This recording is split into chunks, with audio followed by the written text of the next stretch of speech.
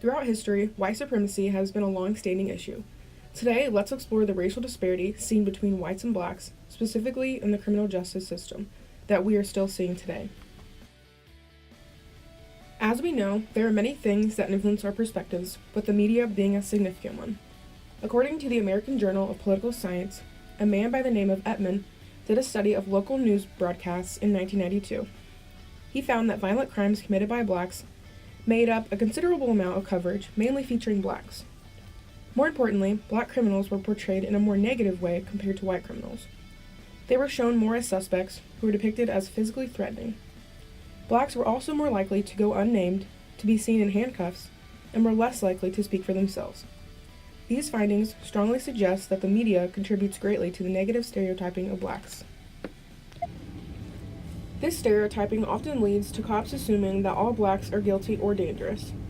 As a result, African American communities are particularly vulnerable to unfair administration of criminal justice. These implied biases have been shown to affect policing, marking young black men for frequent stops, searches, and violence, which usually lead to things such as higher rates of childhood suspension, expulsion, and arrest, harsher charges, increased risk of wrongful conviction, and unfair sentences, according to an article titled Presumption of Guilt. In a fact sheet done by the Sentencing Project, titled Black Disparities in Youth Incarceration, it was found that African Americans are actually 5 times more likely than whites to be held. Black youth are more than 5 times as likely to be detained or committed compared to white youth, according to data from the Department of Justice collected in October of 2015.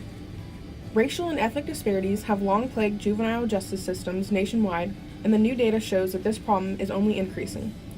In 2001, black youth were only 4 times as likely as whites to be incarcerated.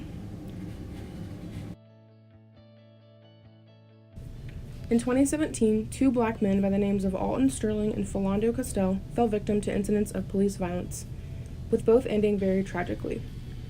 Sterling was outside a convenience store when he was brutally attacked by 2 white police officers.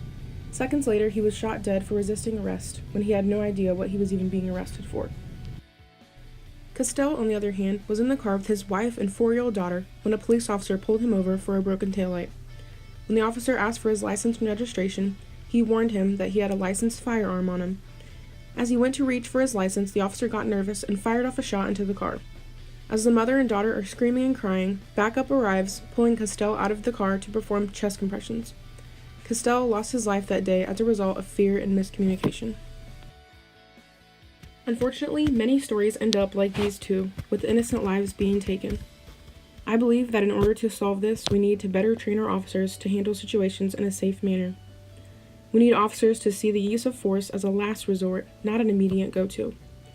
When there's fear feeding into both sides, the outcome is never good.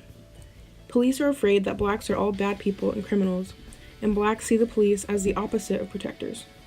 Police brutality against the African American community would no longer exist if we could get past this fear and fill it with communication and change.